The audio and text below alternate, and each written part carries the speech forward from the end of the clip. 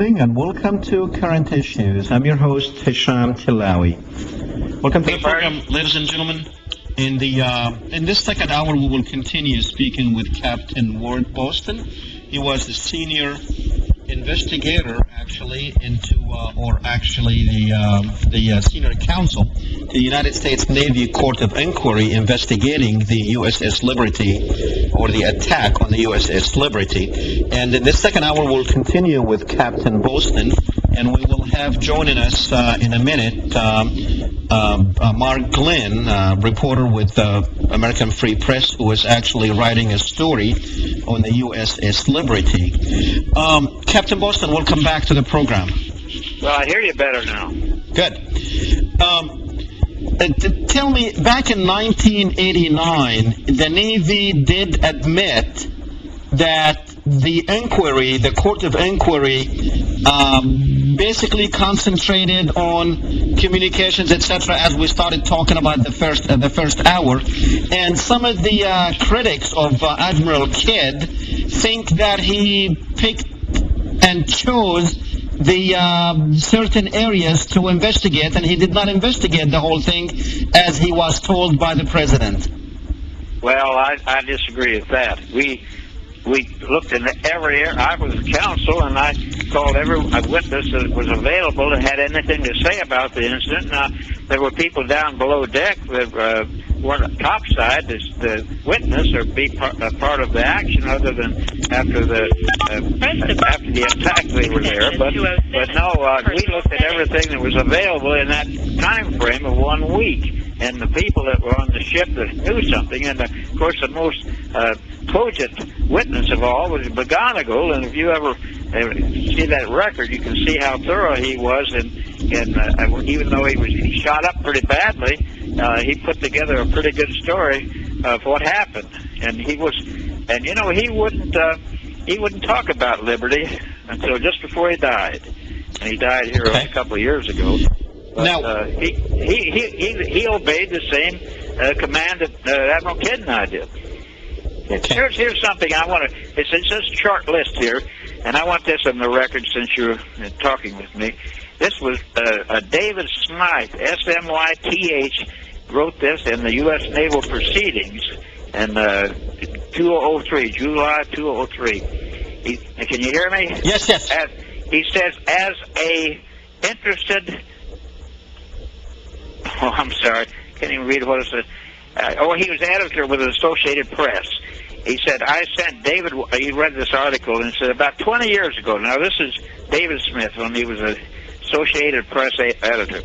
About 20 years ago, I did an AP story on the Liberty incident that was published by the Los Angeles Times and large numbers of the other U.S. newspapers. I spoke to the following officials...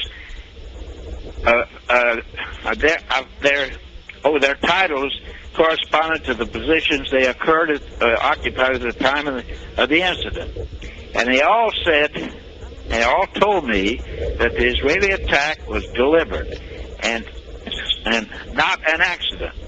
Secretary of State Dean Rusk, Chief of Naval Operations Admiral Thomas Moore, Central Intelligence Agency CIA Director Richard Helms, and National Security Agency NSA Deputy Director Louis Tortello.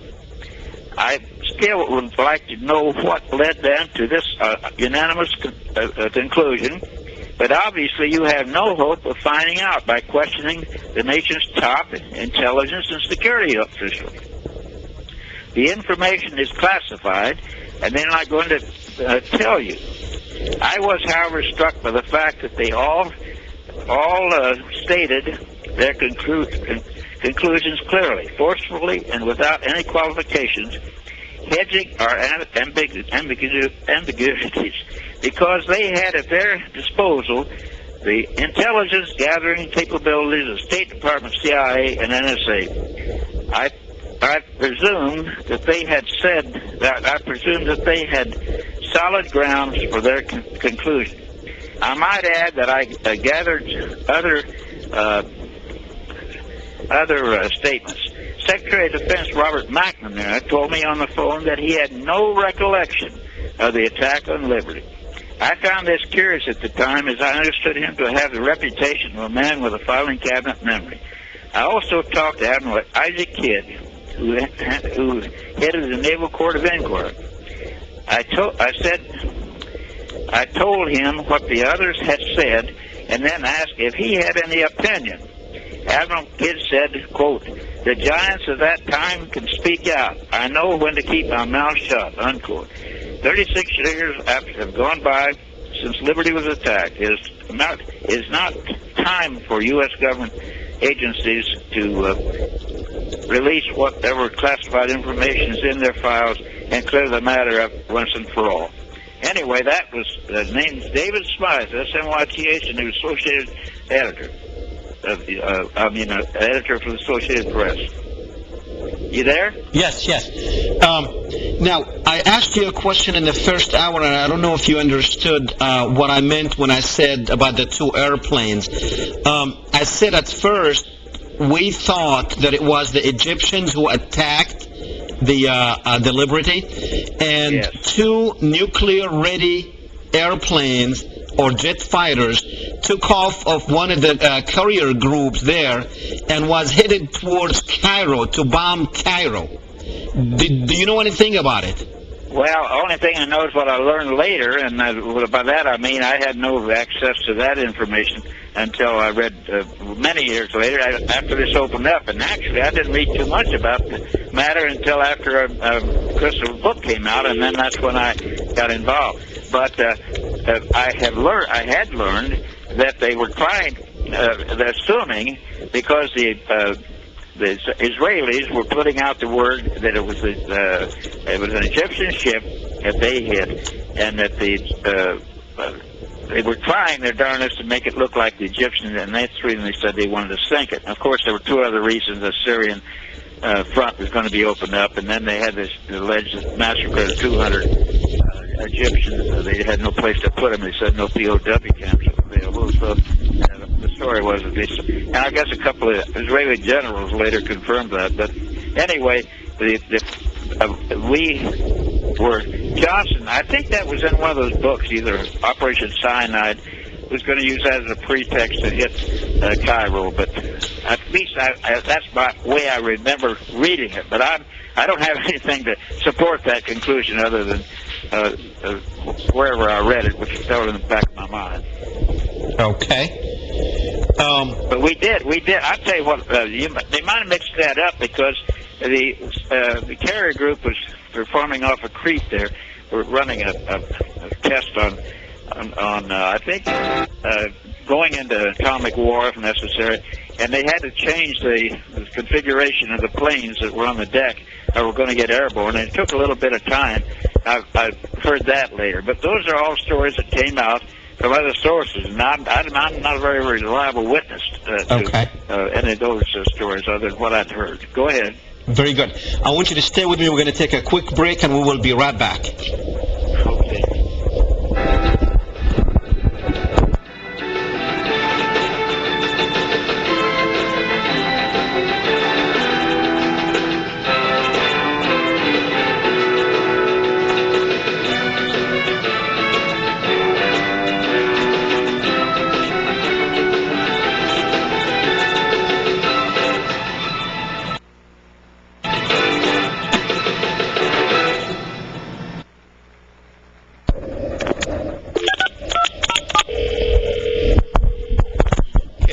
Ladies and gentlemen, I understand we have Mark Glenn with us, and we are trying to get him on as we speak. Mark, are you on? I am. Yeah, I know you are. I'm trying to get Mark on. Okay. All right. You've reached this message. We are having problem connecting with Mark for some reason. Do we have him on, guys? There aren't any calls to pick up. Okay. All right. I think he's calling back. Now, while we wait on Mark, Captain Boston, if you know what you know now, I'm going to go back to probably a question I asked you 3 times already. If you know what you know now, would you have done anything different back then? Well, I don't think I could have done anything differently because I've spent my 35 years in active duty. I've put a lot of people in jail as a prosecutor. I never put an enlisted man on report when I had lost a third of my fighter squadron in Yorktown. But I don't think I would have ever given a second thought when the President of the United States and McNamara, the Secretary of Defense, not knowing about the outburst, because Admiral Geist knew things I didn't know. A lot of those people.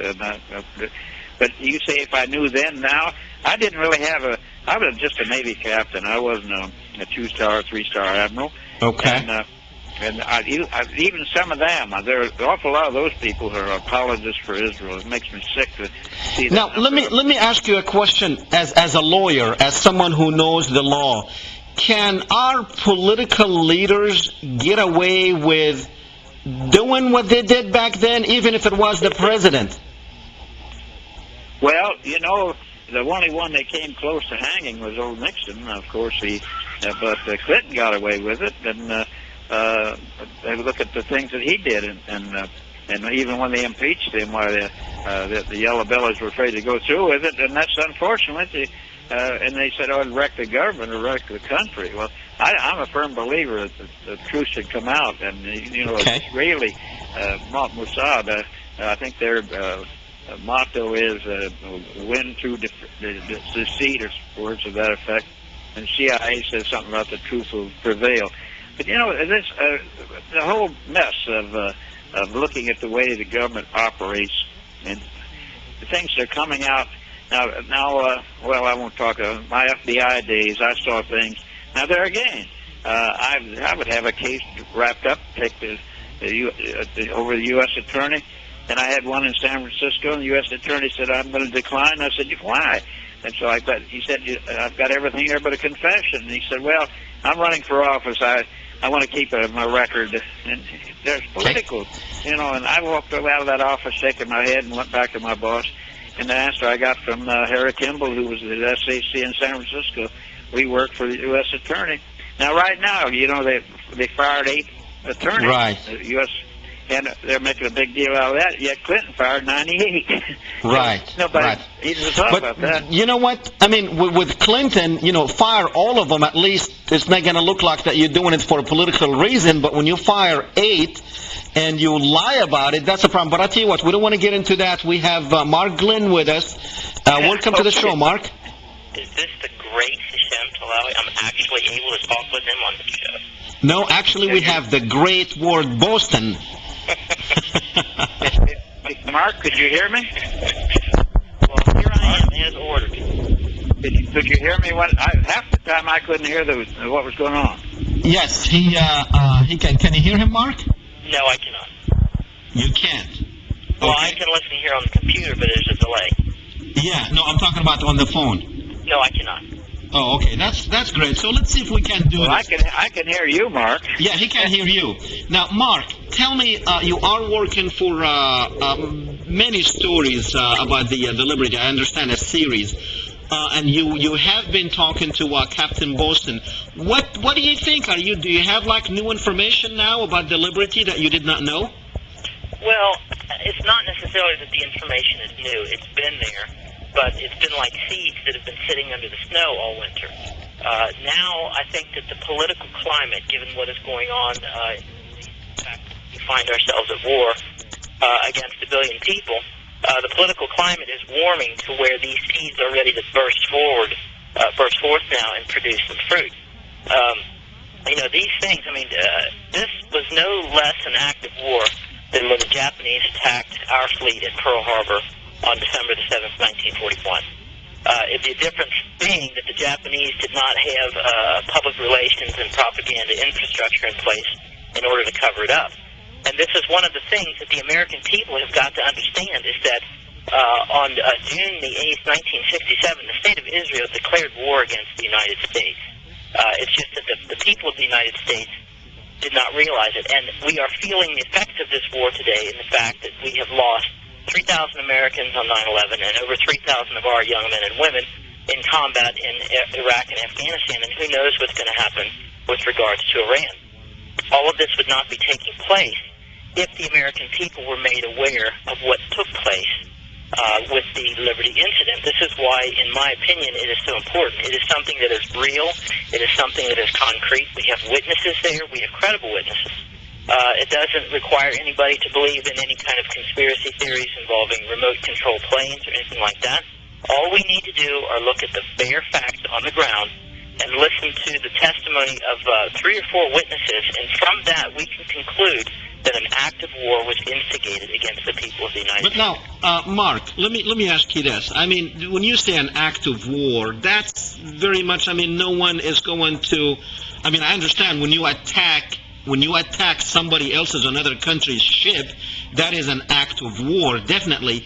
But apparently our president did not take it as such at that time, and his defense minister did not take it as such either, and they both actually have ordered the inquiry to say that it was mistaken identity and closed subject, or subject closed. Then they are collaborators in this act of war against the United States, and this is what the people of the United States have got to understand. It's not our country anymore. It's not our government anymore. It has been subverted to the interests of a foreign hostile power, whether it's Johnson or whether it's Bush, whether it was McNamara or whether it was Rumsfeld and Gates. The result is the same. We have a government that is in the service of foreign enemies. And so, whether the president declares it to be an act of war or not is irrelevant. When the Japanese attacked the fleet at Pearl Harbor in 1941, it was an act of war, even though it took Congress some time to deliver a declaration onto the desk of the president. Okay? So this is something that the American people have got to understand. Your sons and daughters are dying in the Middle East because this nation attacked us 40 years ago, and we were not properly made aware of it. Now, as soon as the American people understand this fact, then they're going to understand that this supposed ally that we have in the Middle East is not an ally at all, at which point we can begin the process of taking back our country and removing our sons and daughters. Okay. Now, Mark, you said something that is extremely, hard to even digest, that what took place 40 years ago is linked to what is taking place now in the Middle East. Tell me, what's the link here? The link is we are fighting in Iraq and Afghanistan, and we are preparing to go to war in Iran because the American people have bought into this fantasy that Israel is America's ally.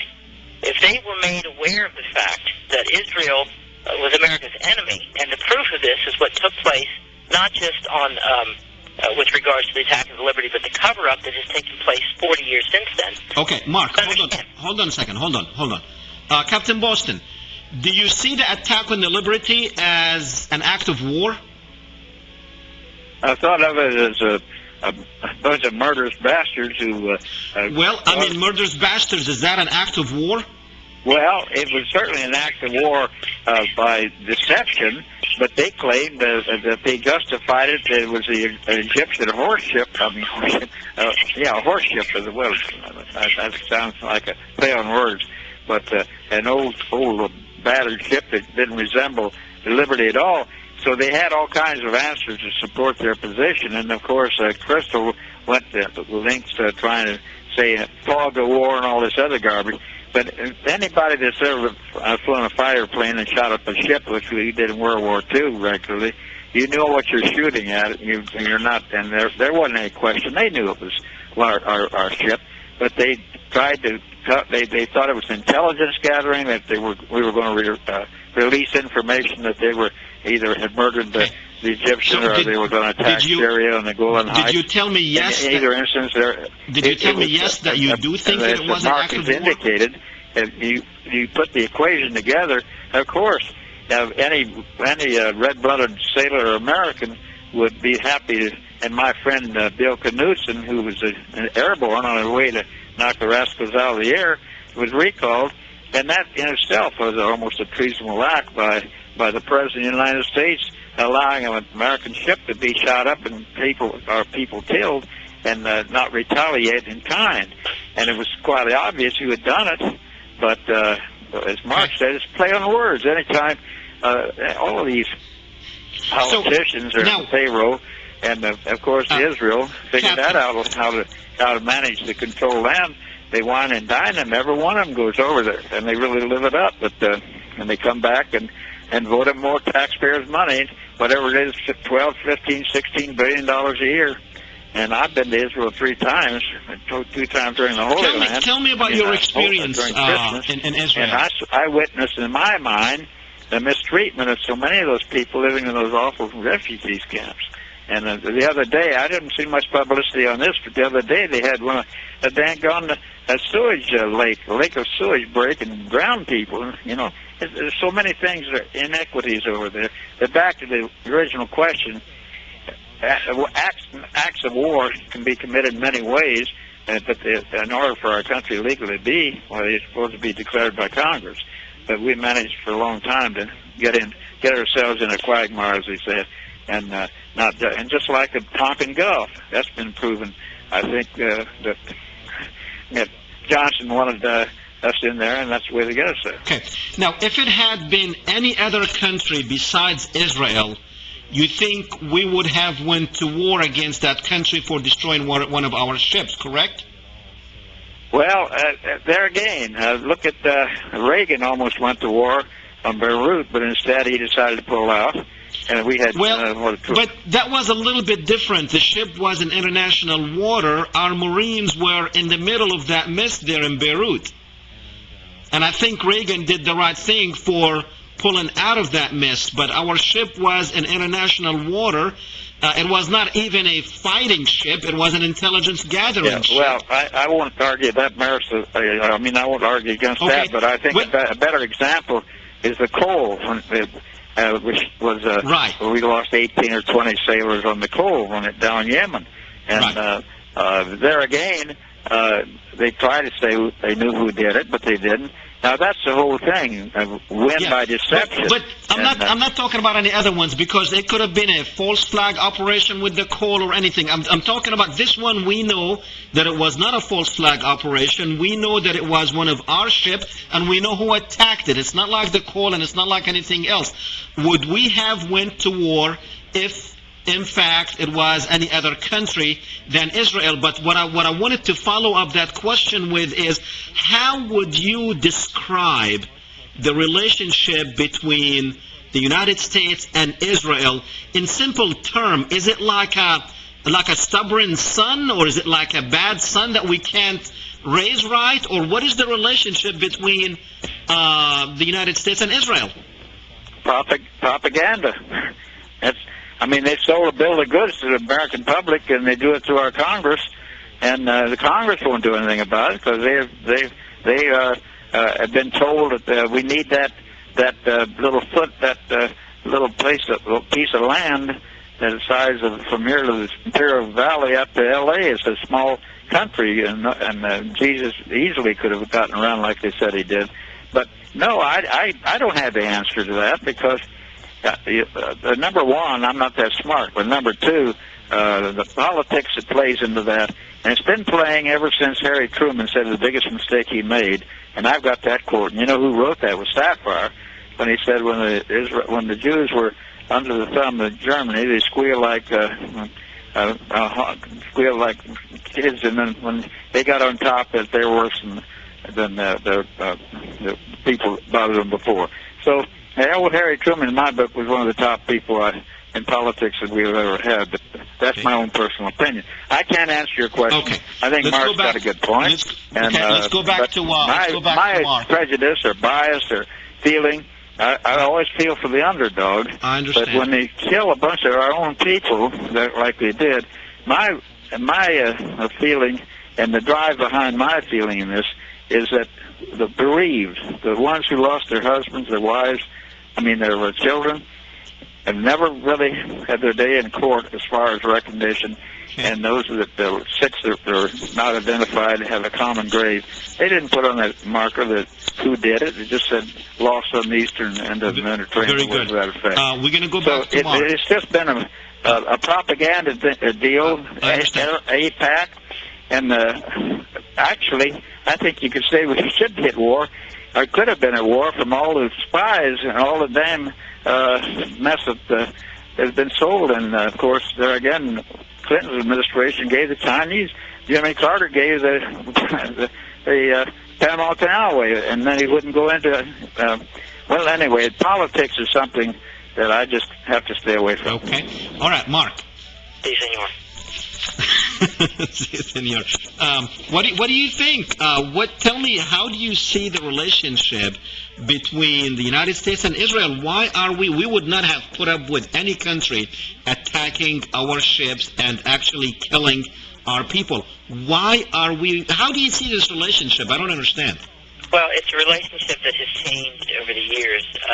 The biggest weapon that obviously that they have in their arsenal, first of all, is their ability to cloud our thinking and to distract us. I mean, are we paying attention? I watch the news every night. Are we paying attention to our young people dying in the Middle East? No.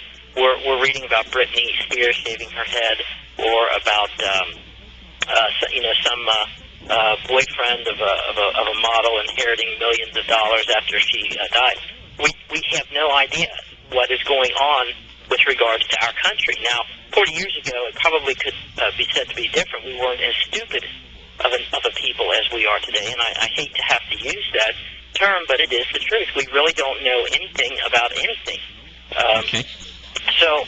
But I think that it goes much deeper than that. Having gotten involved in this business of reading about this relationship between America and Israel, I think it goes much deeper than simply bribing our officials or threatening them with embarrassing pictures or anything like that. I really think what it boils down to is nuclear blackmail. I think that the Israelis have made it quite clear to every president since Johnson that if anything is done that would jeopardize her existence in any way, and she calls it an existential threat, that she's going to take the world down with her. And incidentally, this has been Israeli military policy for the last 30 years, which is that if she's ever going to, it looks like she's going to go down, she's going to take the world down with her. Yeah, but we can't live in this world thinking that way, that a country, if it's going to go down, then we'll take the whole world with her. Stay with me, Mark. Stay with me. We're going to continue with this. But as I promised Captain Boston that I was not going to keep him for the whole hour, sir, I just wanted to say thank you very much for coming on the program.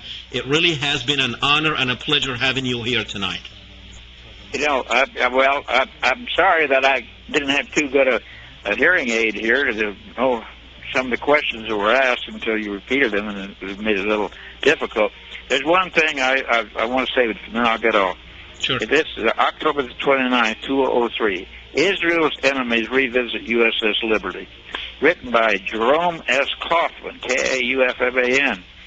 Said periodically an enemy of Israel surfaces and once again revives the ancient canard of an attack by Israel on USS Liberty during the 66-day war.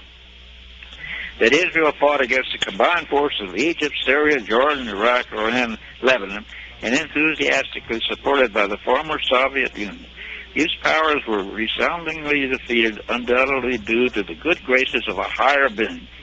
In any case, just this week, October the 27th, 2003, in the Washington Times, Captain Ward Boston, a former Navy attorney involved in the investigation, suddenly had an epiphany wherein he revealed that he was told by President Lyndon Johnson, now conveniently deceased, and former Defense Secretary Robert McNair, also now conveniently deceased, to conclude in his investigation the incident was an accident, despite overwhelming evidence to the contrary. 36 years later, for some obscure reason, the captain just signed an affidavit to that effect. One cannot wonder why the sudden epiphany. Has yet another U.S. government former official become the recipient of the well-known Saudi Arabian golden parachute retirement plan? It also seems to have graciously fallen upon former secretaries of state, senators, journalists, and so forth. Well, that was interesting because, as I said, I didn't come out until Johnson and McNair were both dead. So on September the 27th, 2004, ex-defense secretary ties the knot in Italy. Robert McNair married an Italian-born widow in Italy. A private ceremony yesterday with the 88-year-old former U.S. defense secretary calling the occasion a very happy day. See, he wasn't dead, but if he were, then nobody told him. So anyway, did you hear me? Yes. Yes. Huh? Yes, very clear. Well, then anyway, that James Jerome S. Kaufman, he must have been a shill of Crystal and the Israelis. But he starts out saying you're going to have to get organized and fight Boston. Apparently, of course, Okay, you well, know, anytime you say anything about Israel, you are an enemy of Israel, you're an enemy of the Jews, and you're an anti-Semitic. So that's yes, I've been called anti-Semitic. Yet I studied oboe with the sole oboist in New York Philharmonic before World War II. Harold Gomberg is probably the greatest oboist that ever lived, and it was the closest, dearest friend I probably ever had before I came in the Navy in 1942. And Harold Gomberg and I were just like brothers. There's not an anti-Semitic bone in my body, but like I say, Thomas Jefferson said he loved the country, but he didn't like some of the leaders. I love my country, and I don't like some of the leaders too, but at the same time, I don't like these leaders of other countries that end up, and just like Sharon, they're going up on the Temple Mountain and causing all the problems that develop. He's still alive, isn't he? That's a good question. I think he got him locked up someplace, but I don't recall. He's locked up in some place, but I think it's too cold wherever he is, but they don't want to say where he is. I know, but I say there's another example. Deception. Win by deception. Okay, right. It was nice talking with you, gentlemen. Thank you, sir. Thank you for coming on. Good night. Bye-bye. Thanks. Okay, ladies and gentlemen, we're going to have one of our own in a couple of minutes, Gary Brummett, I believe.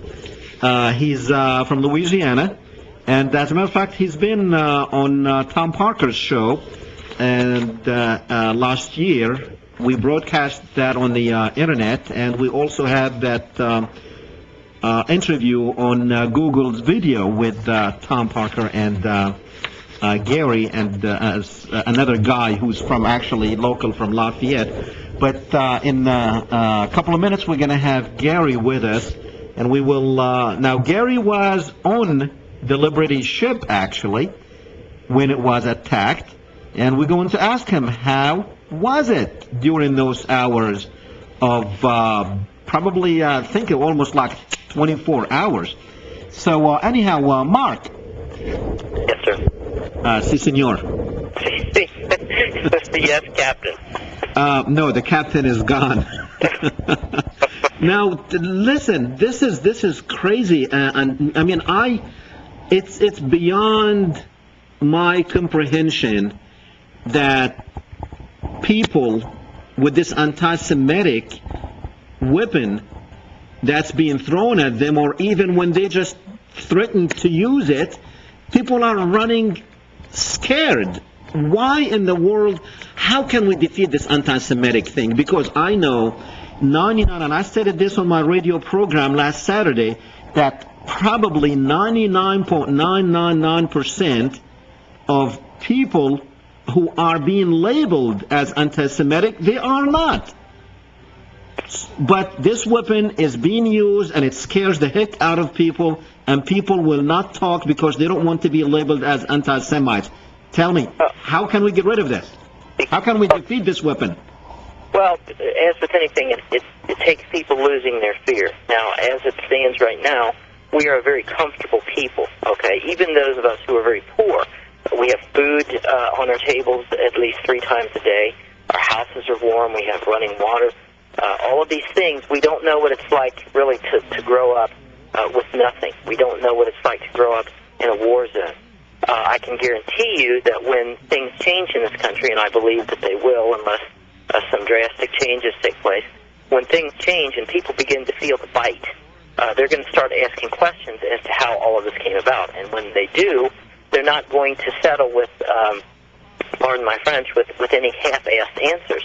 It's going to be hard to blame the Muslims when you have all of these rich Jewish politicians, media types, and all of the rest of that who are sitting there with red faces and who obviously are guilty for having brought all of this on.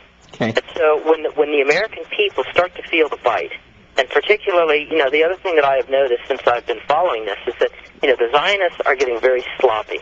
Okay, this last operation with 9/11, they were sloppy enough that 200 of their agents were caught, were arrested. Some of them were sloppy enough to allow themselves to be seen cheering as the towers were coming down.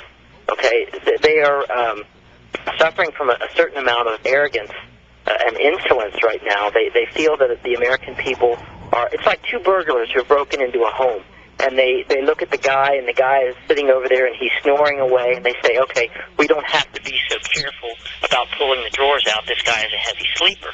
And so they get careless. Now, I believe the Zionists, and I hate to predict things, but, with this next thing, this upcoming war with Iran, I think that they're going to pull something extraordinarily large in order to mobilize the American people into supporting this thing.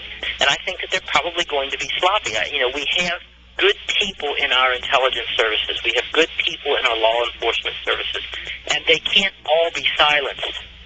There are FBI agents who are fully aware of what is going on with regards to Israel and her spying and her sabotage in the United States. Very good. And they cannot be kept silent forever. At some point, and whether it's them or whether it's the military, I mean, that's the thing too. The military can only be pushed so far before it's going to say, forget it. We're going to throw these bombs out and we're going to start over.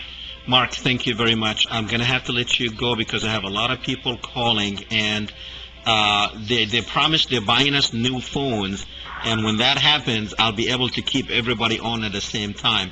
But I'm going to have to let you go because I'm going to talk to Gary, and then I have other people waiting. Okay. Thanks, Mark. Appreciate it. Okay, before I go to Gary, let me just catch a couple of these people. Ramsey, go ahead. Hello, sir. Yes, hi. Very quick, please. Hello.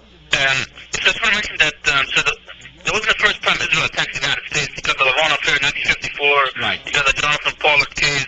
Right. You got, and recently you got Louis Libby, Scooter Libby, Jewish, who was convicted of treason, and he got 25 years sentence, thank God. And sir, regarding the question about the new anti-Semitism, sir, there has been studies that have been done regarding the new anti-Semitism, that it's all hysteria, and the new anti-Semitism is always related to criticism to people who criticize Israel. So it has nothing to do with anti-Semitic. Right. Actually, they're digging their own grave with that one, because now people going to say, this anti-Semitism, if you're against Israel, then you're anti-Semitism, then they're going to buy it anymore. Ramsey, thanks for the call. I'm running out of time. I'm sorry, I have to... no problem, sir. Thanks, bye. Okay, Gary, hold on with me. I got one more to go to, and then I'm all yours. Good. No, I think he's gone. I believe Freedom is gone. Let me see. Freedom, go ahead. Yes, Dr. Tillawi, and is Mark Glenn still there, you guess? No, Mark left. We're working on the phones. I can only have one person at a time. Okay, here's what I want to ask you. Right now, I'm on the horns of a dilemma. Look, we know that the Iranian Revolutionary Guard 12 days ago captured 15 British sailors, right, who apparently went over the state line into their territory, and they captured them. But what I can't understand is this. George Bush and Tony Blair and all these guys, when they captured Afghanis and whatnot on the battlefield, we took them to different CIA prisons and we waterboarded them and we tortured them. Let me ask you a question. Yes. If Ahmadinejad and the Revolutionary Guard is so evil, why haven't they tortured the 15 British soldiers? Could you please explain the moral dilemma to me? If Ahmadinejad is so evil, why are we the ones that did the torture and the rendition at Guantanamo and all them places? Could you explain the moral difference for me? And thanks, Doc. Appreciate it. Well, I think it's obvious, because most of the people that we supposedly captured, we did not capture them. We just picked them up on the streets of Afghanistan and the streets of Islamabad in Pakistan. We brought them to Guantanamo Bay and other CIA camps, secret camps, and tortured them. And the majority of them, by the way, were innocent people, innocent bystanders, who just were in the wrong place at the wrong time. And we heard a lot of stories that these people, some of them, one story that I heard, he was a Pakistani going to Afghanistan on a vacation when 9/11 happened, and basically, or when we attacked, because he was there, and he could not leave to go back to Pakistan. We brought him over here to Guantanamo Bay, and then after a year or 2 years, we sent him back, saying, "Look, we're sorry," after we have tortured him. But these are soldiers who were caught in Iranian waters, and they are being treated very well. But I think, the Iranians have gotten what they want out of this, because the United States have released one of their, if you remember a couple of months ago, when we picked up a couple of Iranians there in Iraq, and that's basically why they took these 15. So it worked. Let me go to Gary. Gary, are you with me? Yes, sir, I'm here. I can barely hear you, though. Okay. Can you hear me better now? Yeah, I can hear you pretty good now. Okay. Gary, you were actually on the USS Liberty when it was attacked. I want you just to take us back and, in a few minutes, just tell us how was it, how did you spend those many hours from when the attack took place until you guys were rescued? Well, the day we were attacked, it was just a normal operations type day for us, although we knew we were in a hostile zone. But we were an American ship flying the American flag. On the bow, port and starboard, were the letters GTR-5. GTR was 5-foot tall letters. The 5 was like a 10-foot letter with USS Liberty. Port and starboard on the rear, on the fantail of the ship. Even though we were in a hostile zone, this was an American ship, and it's not likely somebody's going to attack such a vessel. We were conducting SIGINT operations, signal intelligence. We were supposedly basically there monitoring to try to monitor the Soviets, but we were monitoring everybody in the region. We came under attack. There were 6 antennas on the ship that were for communications purposes.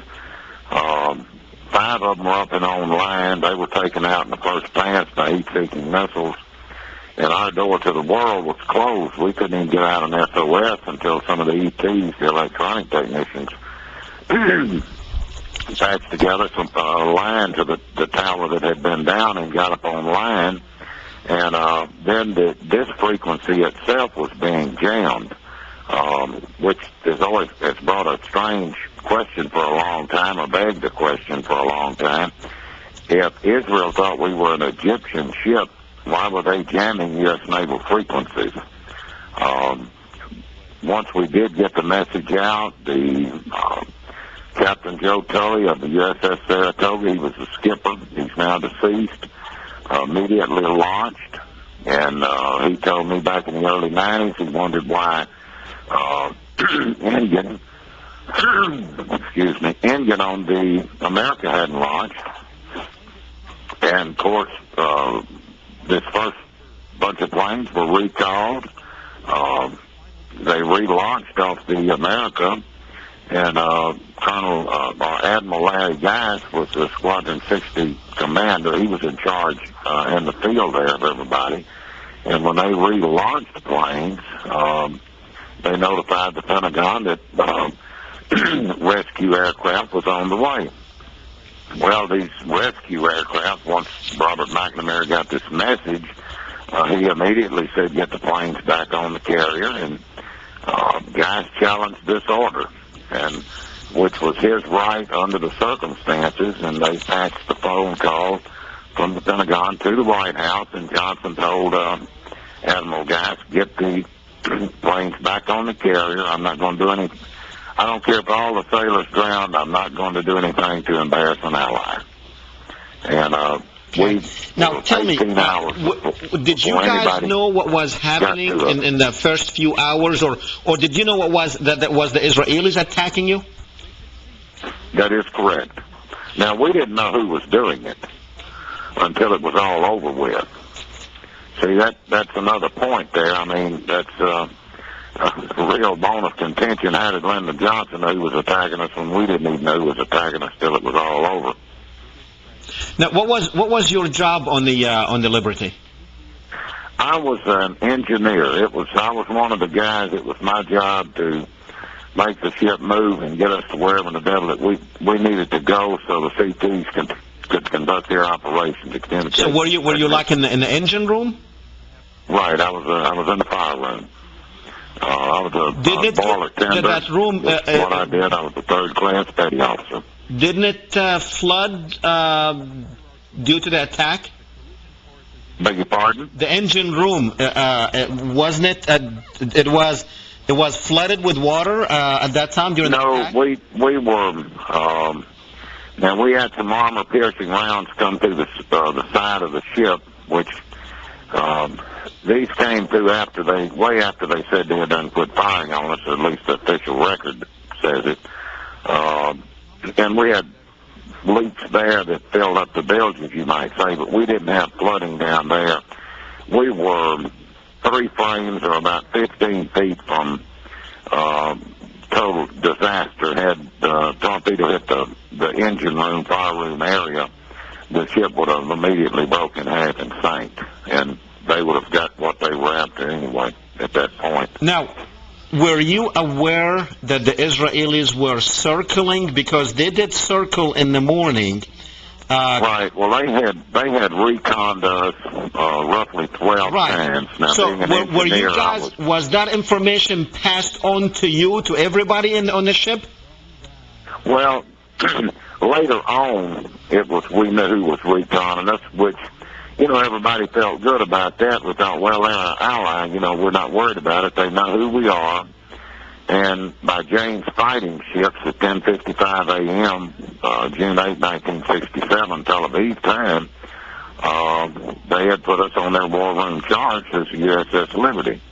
They had ID'd us through Jane's fighting ships, a British publication. But they had reconned us 10 or 12 times.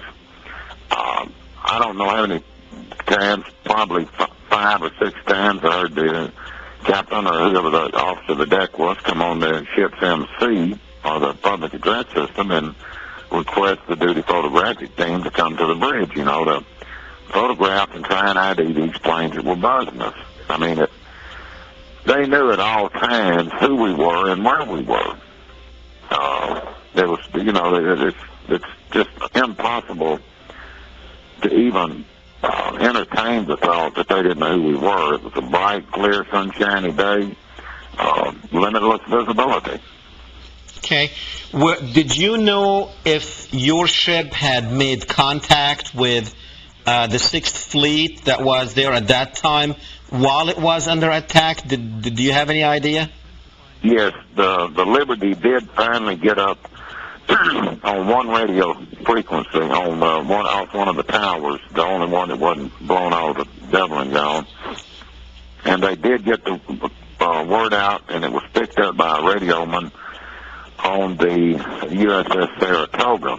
And they asked for authentication because everybody's got a code name or password, you might say. Ours was Rockstar. And, of course, our radio operator gives the guy on the other end a cussing and keyed the mic and said, listen to what's going on. And then they realized that, it was a for real event. This wasn't a hoax that somebody was playing on a Navy frequency. And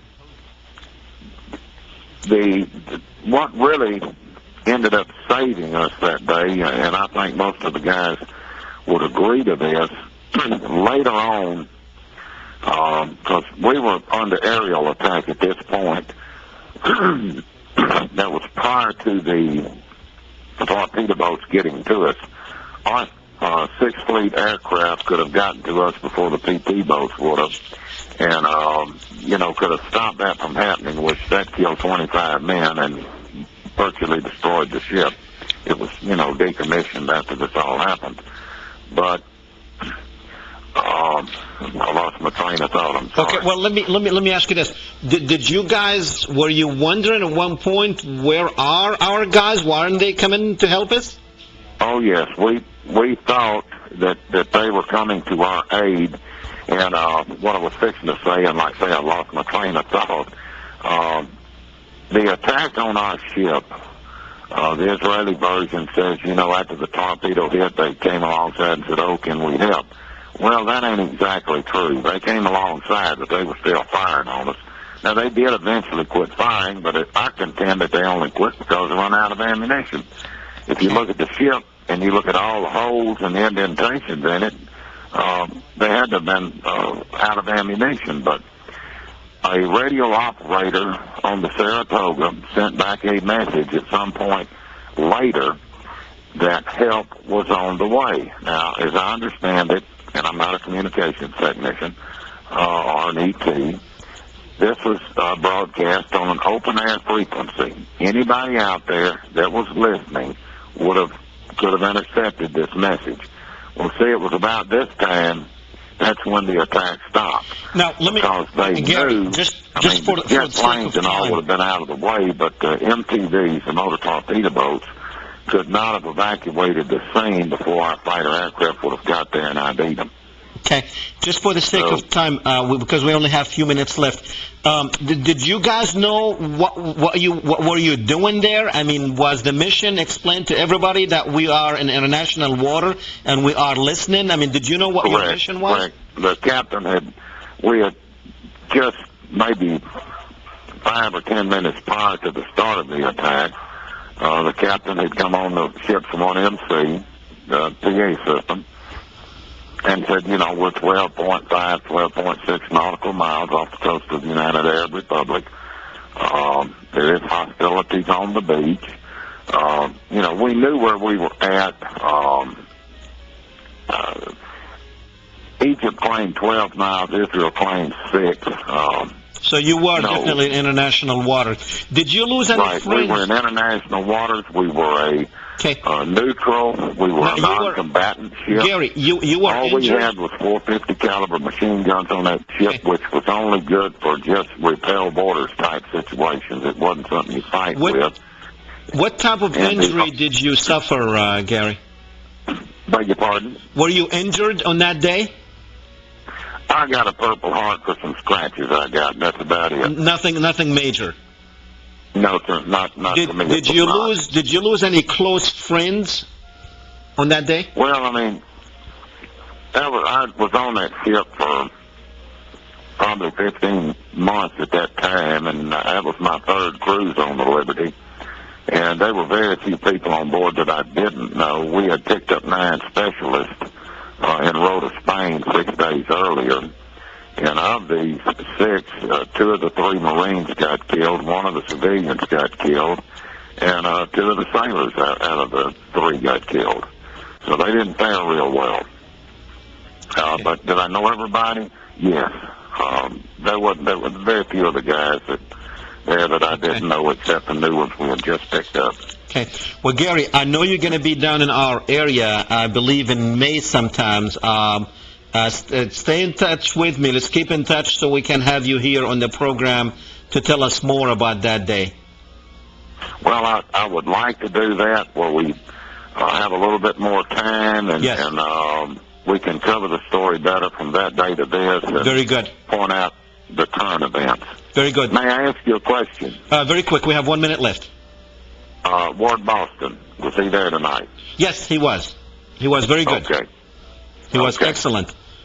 And all right. Well, I appreciate it. And I guess I will talk to you later. Very good. Thank you, Gary. Appreciate it. Okay. Ladies and gentlemen, we only have like half a minute left, so we will see you next Tuesday, hopefully with another story. And just go learn about the USS Liberty. And we do need to talk about our relationship with Israel. We must talk about this relationship because it's costing us a lot, and especially now, it did not just cost us the 34 that we lost back then. Now it's costing us over 3,300 people in Iraq. So we'll see you next Tuesday. Go do the right thing. See you then. This Week in History.